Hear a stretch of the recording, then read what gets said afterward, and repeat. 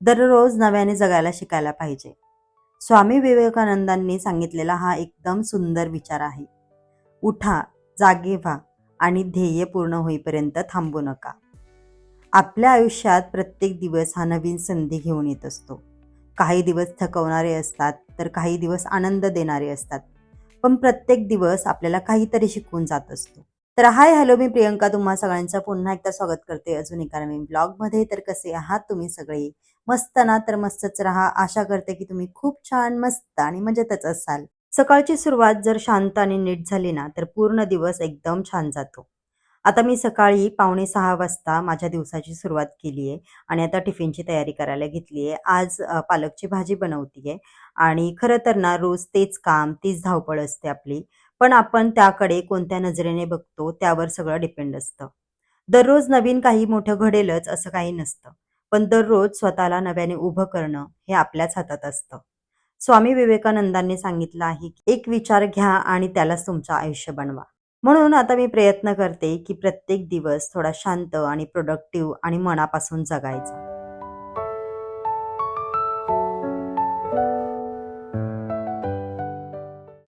कधी-कधी आपल्याला असं वाटतं ना, की रोज तेच-तेच आयुष्य आपलं चाललंय, काहीच वेगळं नाहीये. पण ह्याच छोट्या गोष्टी एक दिवस आपल्या आठवणी बनतात. आपण मोठ्या आनंदाच्या मागे धावत राहतो.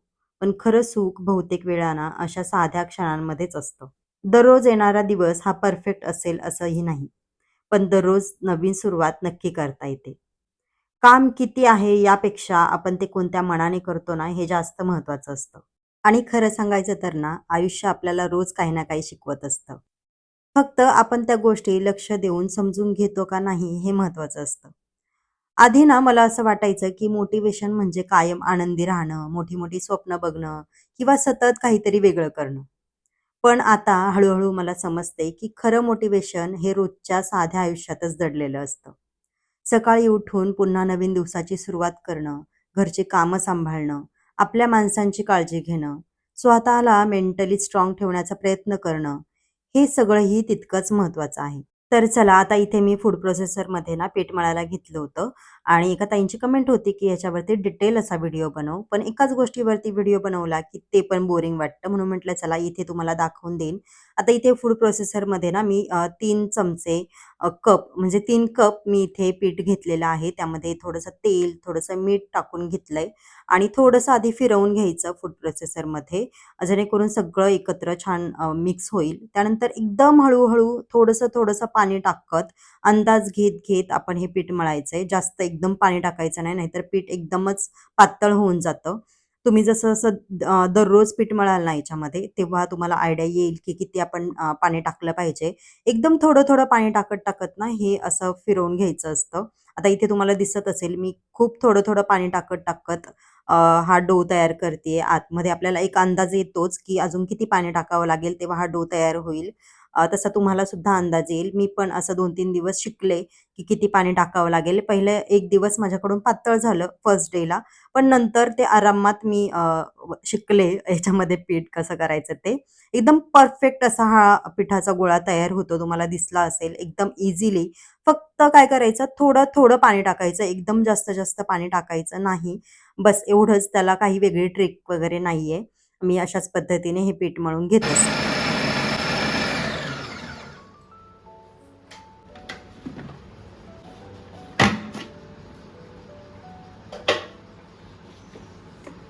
पाहिलं तर अशा पद्धतीने तुम्ही हे पीठ मळून घेऊ शकता. खूप सिंपल आहे. साध्या सिंपल गोष्टी आहेत ह्या. फक्त आपल्याला थोडंसं डोकं वापरायचं असतं. म्हणजे किती पाणी टाकावं लागेल. आपल्या बायकांना एक अंदाज तर असतोच, की ह्या गोष्टीसाठी किती पाणी लागेल किंवा काय. जसं-जसं पीठ तुम्ही मळाल 2-3 दिवस तशी-तशी तुम्हाला आयडिया येत जाईल.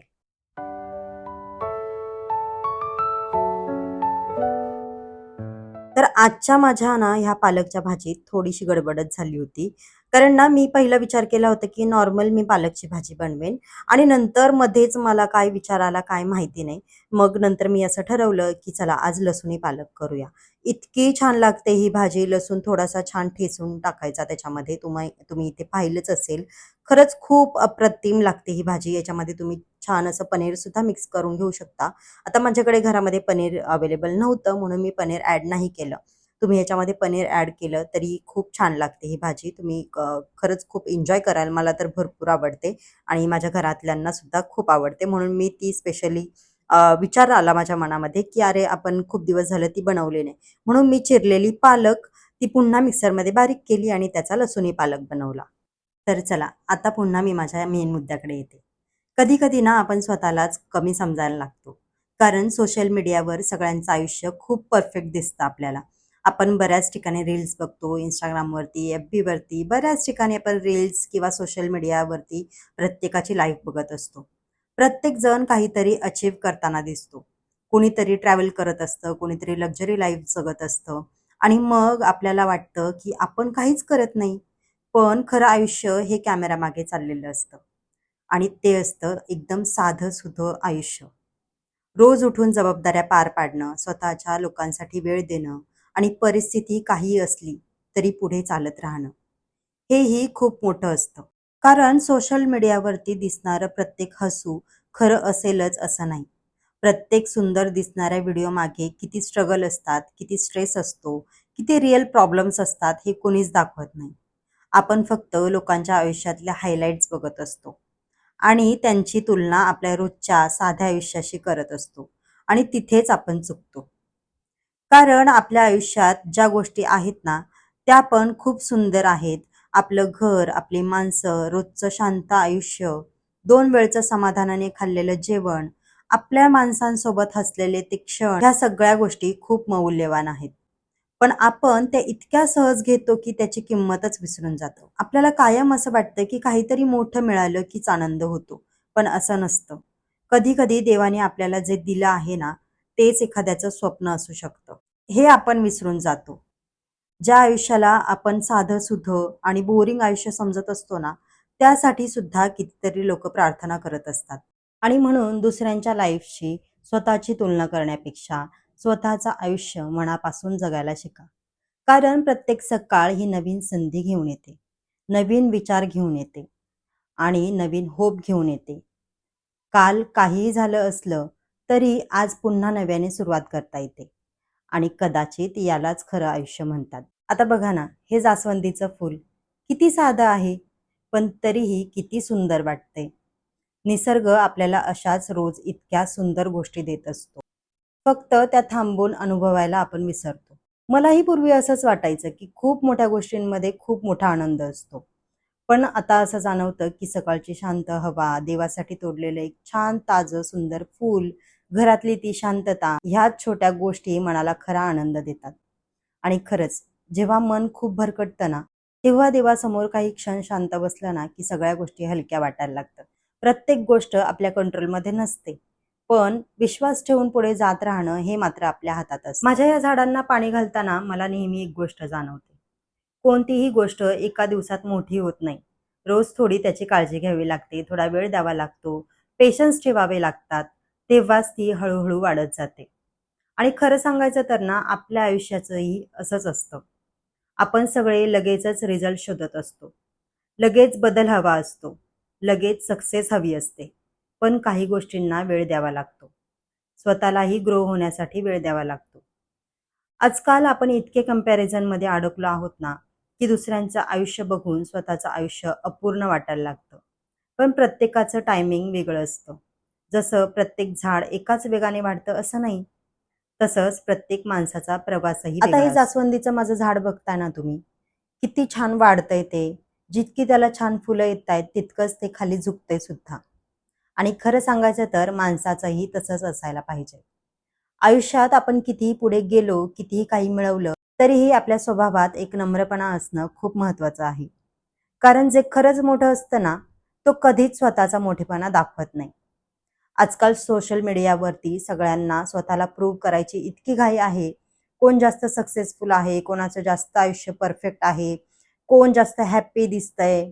पण निसर्ग खूप शांतपणे वेगळंच काही आपल्याला शिकवत असतो. आता माझं हे जास्वंदीचं झाडच किती छान सुंदर फूल देतंय, पण तितकंच शांतपणे खाली झुकतंय सुद्धा. मला वाटतं आयुष्यात माणूस किती मोठा झाला यापेक्षा तो किती ग्राउंडेड राहिला हे जास्त महत्त्वाचं आहे. कारण पैसा, फेम, सक्सेस ह्या गोष्टी कायम राहत नाहीत. पण माणसाचा स्वभाव आणि त्याने दिलेला आदर लोक कायम लक्षात ठेवतात. आणि खरंच ज्या गोष्टींमध्ये सौंदर्य असतं ना, त्यामध्ये शांतपणा आणि साधेपणाही असतो. म्हणून स्वतःला जज करण्यापेक्षा स्वतःची शांतपणे काळजी घ्यायला शिका. कारण ज्या गोष्टींना प्रेम, पेशन्स आणि वेळ मिळतो ना, त्या एक दिवस नक्कीच छान सुंदर फुलतात.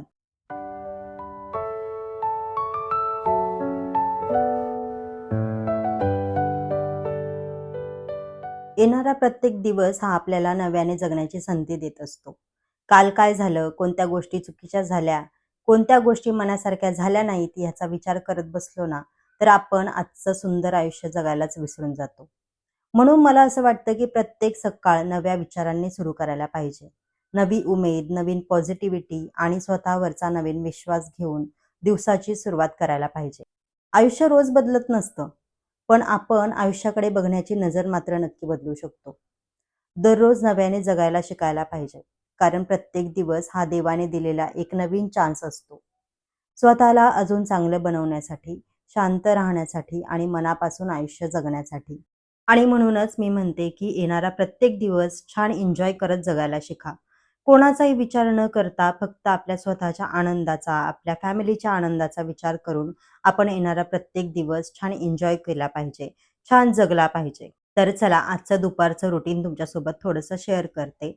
आम्ही आता गावीसारखं आमचं येणं-जाणं होतंच आहे. तर गावावरून ना आम्ही भरपूर असं काही सामान वगैरे घेऊन आलो होतो आणि त्यासोबतच ना आम्ही खूप साऱ्या कैऱ्या घेऊन आलो होतो आणि त्या कैऱ्यांचा मी गुळांबा केला होता. त्याला तुम्ही मुरांबा सुद्धा म्हणत असाल. काही-काही लोकं मुरांबा म्हणतात. आम्ही गुळांबा म्हणतो. कैऱ्या किसून छान त्याच्यामध्ये गूळ, इलायची पावडर किंवा जायफळ पावडर अशा काही घालून त्याच्यामध्ये असा मुरांबा बनवतात. तुम्हाला माहितीच असेल. तर मी तो असा बनवून ठेवते एकदम छान आणि फ्रीजमध्ये स्टोअर करून ठेवते. जेव्हा पण आपल्याला काही खायची इच्छा असेल, तेव्हा आपण घेऊन खाऊ शकतो. तुम्हाला जर याची रेसिपी पाहिजे असेल, तर मला कमेंट करा. मी नक्कीच तुमच्यासोबत शेअर करेन. आता मी तुम्हाला म्हणाले तसं आम्ही भरपूर असं काही सामान घेऊन आलो होतो. सामान म्हणजे हेच आपल्या घरातल्या गोष्टी, जसं की कांदे वगैरे, लसूण ह्या सगळ्या गोष्टी. तर आता आमचे हे घरचे कांदे आहेत, तर आम्ही भरपूर असे कांदे घेऊन आलो होतो. आता घेऊन तर आलो खरं, पण आता हे कांदे मी स्टोअर कुठे करू हा मोठा प्रश्न माझ्या मागे होताच आल्यापासून. आता मी ह्याला कुठे जागा करू हा विचार माझ्या डोक्यामध्ये चालूच आहे सध्या. मी अजून कुठे ठेवू, कुठे स्टोअर करू ह्याची काही आयडियाच नाहीये मला. म्हणून मी आता इथे विचार करत होते, की मी हे ठेवू शकते का कुठेतरी. पण आता हे काय मला जागचंही हलणार नाही असं मला वाटतंय. म्हणजे मी उचलू शकणार नाही असं मला वाटतंय. म्हणून मी म्हटलं चला आता जेव्हा अहोघरी असतील तेव्हाच हे कुठेतरी याला जागा करून मी छान स्टोअर करून ठेवेन कांदे. मला असं वाटतं, की हे माझ्या बाल्कनीच्या विंडोमध्ये वगैरे तरी जातील म्हणजे स्टोअर करता येईल मला. तर मी ते नंतर ते स्टोअर करून घेईन. आता हे जे स्मिथचे किंवा अहोंचे जे कपडे तुम्हाला दिसतायत ना, हे खूप जुने कपडे म्हणजे आहेत. तर त्यांनी त्या दिवशी ते बाहेर काढून ठेवले होते आणि मी बघत होते, चेक करत होते, की कुठे काय फाटलेत का किंवा काय. आता हे सगळे कपडेत ना, म्हणजे खूप कमी वेळेला वापरलेले आहेत. स्मिथला आता हल्ली काय होतं ना, की खूप म्हणजे जेव्हा आपण कपडे घेतो ना, ते लगेचच असे शॉर्ट वगैरे होऊन जातात. मुलांची आता सध्या हाईट वाढते, बॉडी वाढते, त्याच्यामुळे त्याला लगेचच ते शॉर्ट वगैरे होतायत. आणि मग ती जुनी कपडे किंवा फाटलेली याच्यामध्ये तर अजून काहीच नाहीये. सगळे नवीन कपडे आहेत. मग तेच मी चेक करत होते. आता ह्याच्यामध्ये सगळी नवीन छान अशी कपडे आहेत. पण आता ह्याचं करू काय? मला असा मोठा प्रश्न पडलेला. एक विचार आला होता मला, की ते गोधड्या वगैरे शिवतात ना, तर त्यांच्याकडे देऊ आणि मी छान गोधड्या वगैरे शिवून घेऊ त्याच्या. म्हणजे कधी पाहुणे वगैरे येतात, तर तेव्हा यूजला होतात. पण अहो म्हणतायत, की नको ते फेकूनच दे वगैरे असं काहीतरी चाललंय आता सध्या. पण मी ते कपडे तसेच ठेवलेत. की मला जर मी आता गावी वगैरे गेले मम्मीकडे वगैरे, तर त्यांना जर गोधड्यांना वगैरे कपडे पाहिजे असतील, तर मी हे कपडे घेऊन जाईल आणि त्यांना देईल, असा माझा विचार चाललाय.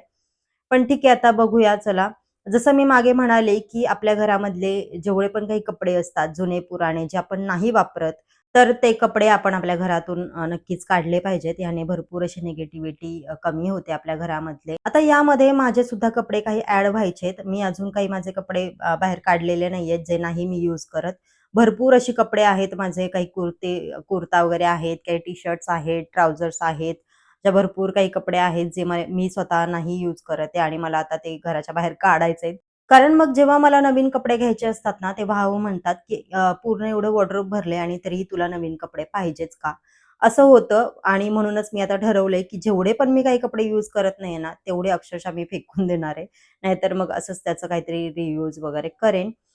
मी माझे स्वतःचे घातलेले कपडे कोणाला घालायला वगैरे देत नाही. मला नाही आवडत. म्हणजे आम्ही पर्सनली आम्हाला असं कोणालाच नाही आवडत. ना आहोंना आणि मला. म्हणून आम्ही कोणाला घालायला वगैरे देत नाहीत. पण जर तुम्ही तसं करत असाल, तर तुम्ही तुमचे कपडे ज्यांना गरजूंना कोणाला द्यायचे असतात, जसं की आपण अनाथ आश्रममध्ये देतो किंवा काय, तर तसे तुम्ही देऊ शकता. आम्ही पर्सनली तसे नाही देत कपडे. तर चला आता हीच कपडे जी आहेत ती मला घड्या वगैरे घालून ठेवायची होती आणि एका साईडला मी करून ठेवेन. नंतर जेव्हा पण मला वाटेल, की मी ते कुठेतरी रियूज करू शकते, तर तेव्हा मी करून घेईन. आणि संध्याकाळी जेवणाचा टाईम झाला होता. पण आता हल्ली अहो आणि मी थोडंफार डाएट वगैरे करतोय. त्याच्यामुळे संध्याकाळी ना असं थोडंसं लाईटच आम्ही काहीतरी खातोय, कारण अहोंची सुद्धा काही ट्रीटमेंट वगैरे चालू आहे. सो संध्याकाळच्या जेवणाचं मला काही टेन्शन नसतं. त्याच्यामुळे माझा दिवसातला जो म्हणजे दिवसामध्ये जे काही माझं टार्गेट आहे, म्हणजे दिवसातून एक तरी कोपरा साफ करायचा. तर तोच मी इथे क्लीन करायला घेतला होता आणि एकीकडे डाळ-भाताचा कुकर वगैरे लावला होता. जो की स्मितसाठी मी बनवला होता आणि तो टाईम होता माझ्याकडे म्हणून म्हटलं चला हे जे आहेत शेल्फ तर ते क्लीन करून घेईन. लास्ट व्हिडिओमध्ये मी तुम्हाला दाखवलं, की मी काही क्रॉकरी वगैरे माझ्या किचनमध्ये ॲड केली आहे. काही शेल्फ्स ॲड केलेले आहेत. त्याने ना माझ्या किचनला खरंच खूप छान सुंदर लूक आलाय. तुम्हाला पाहिजे असतील तर तुम्ही सुद्धा ते प्रॉडक्ट घेऊन तुमच्या किचनला छान सुंदर लूक देऊ शकता. आता हे पण जे बाउल्स आहेत ना, हे मी माझ्या वास्तुशांती जेव्हा होती घराची ह्या, तर तेव्हा ॲज अ रिटर्न गिफ्ट म्हणून द्यायला हे बाउल घेतले होते. त्यातले असे काही बाउल्स थोडेफार होते माझ्याकडे शिल्लक, तर ते मी इथे यूज करून घेते. हे जे शेल्फ आहेत ना, तर ते असे ओपन आहेत. त्याला काही असं झाकायला वगैरे असं काही नाहीये. कॅबिनेट्स वगैरे त्याच्यामुळे ना त्याच्यावरती अशी धूळ वगैरे साचतीये, चिकट, तेलकटपणा हे तुम्हाला दिसत असेल झाकणांवरती. तर म्हणून मी हे क्लीन करायला काढलं होतं. आता हे मी स्वतःच एक चॅलेंज घेतलेलं आहे असं समजू शकता तुम्ही, की दिवसातला एक तरी म्हणजे दिवसातून एक तरी कोपरा मी माझ्या घरामधला क्लीन करणार म्हणजे करणारच. भले कितीही वेळ लागू दे त्याला किंवा कितीही वाजू देत. जेव्हा पण मला टाईम मिळेल तेव्हा मी तो क्लीन करेन. आता दिवसभरात मी काही क्लीनिंग वगैरे केलं नव्हतं घरात. तुम्ही पाहिलंच असेल. कारण सकाळपासून रात्रीपर्यंत मी हे माझं रुटीन तुमच्यासोबत शेअर केलेलं आहे, जे पण काही आहे ते. तर तेव्हा मी काही असं म्हणजे दिवसभर काही क्लीन वगैरे केलं नाही. म्हणून म्हटलं चला आता वेळ आहेच, एकीकडे कुकर होतोय, तर तो वेळ मी इथे युटिलाइज करून घेईन आणि हे छान सगळे जे माझे बाउल्स वगैरे आहेत, तर ते क्लीन करून घेईन. आणि त्यासाठीच ना मी ह्या बरण्या इथे रिकाम्या करत होते आणि रिकामं करता ना मी एक बरणी रिकामी केली. पण आता त्या बरणीमध्ये मी नेमकं काय भरलंय ना, हेच मला आठवत नाहीये. कारण भरपूर दिवसापासून मी ते युजच केलं नाहीये. मला असं वाटत होतं, की मी तो खायचा सोडा आहे की काय, असं काहीतरी भरून ठेवलंय ते, म्हणून मी ते चेक करत होते. आणि मला असं वाटतंय, की ते खायचा सोडाच आहे. माझं म्हणजे आता मला असं झालंय ना, की मी आता अजून किती बदाम खाऊ आणि किती काय खाऊ असं झालंय माझं अक्षरशः. कारण मी भरपूर दिवस जर एखादी गोष्ट नाही पाहिली ना, तर ती माझ्या लक्षातच राहत नाही. आता ह्याच्यामध्ये मी कसं ओळखू, की हा सोडा आहे, की बेकिंग पावडर आहे, की अजून काही आहे. कॉर्नफ्लॉवर सारखं ते थोडंसं माझ्या हाताला लागलंय. पण आता ते काय आहे ना नेमकं मला तेच माहिती नाही. त्याच्यामुळे मी ते आता यूज पण करू शकत नाही असं झालंय ते. पण ठीक आहे चला असो. तुम्हाला माहितीच आहे, की अशाच गोष्टी माझ्याच बाबतीत होऊ शकतात असं मला वाटतं. आता हे जे छोटे-छोटे पॉट्स आहेत ना, म्हणजे हे प्लांट्स तर ते मी तिथे ॲड केले होते. तर ते पण छान त्यासोबतच मी क्लीन करून घेते.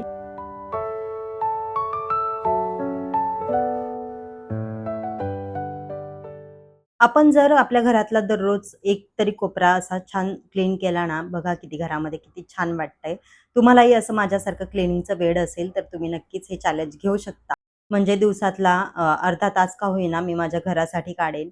जिथे मी काही गोष्टी क्लीन करून घेईन किंवा ऑर्गनाइज करून ठेवेन आणि त्यामुळेच माझं घर हे नेहमीच वेल ऑर्गनाइज्ड राहतं, छान सुंदर दिसतं. तुम्ही अजूनही माझ्या होम टूरच्या व्हिडिओला इतकं छान प्रेम देताय त्यामुळेच. तर चला आजचा हा व्हिडिओ मी इथेच एंड करतीये. तुम्हाला हे माझं सकाळपासून ते नाईटपर्यंतचं हे जे रुटीन आहे, संध्याकाळी 8 वाजेपर्यंतचं, तर हे तुम्हाला कसं वाटलं मला कमेंट करून नक्की सांगा. जर व्हिडिओ थोडाफार युजफुल वाटला असेल तर लाईक करा, शेअर करा, कमेंट करा आणि व्हिडिओला छान अशी हाईपसुद्धा द्या. तर चला व्हिडिओ शेवटपर्यंत पाहिल्याबद्दल थँक यू सो मच. पुन्हा भेटूया अशाच एका नवीन इंटरेस्टिंग अशा व्हिडिओमध्ये. तोपर्यंत हसत राहा, खुश राहा, आनंदी राहा, स्वतःची काळजी घेत राहा. बाय.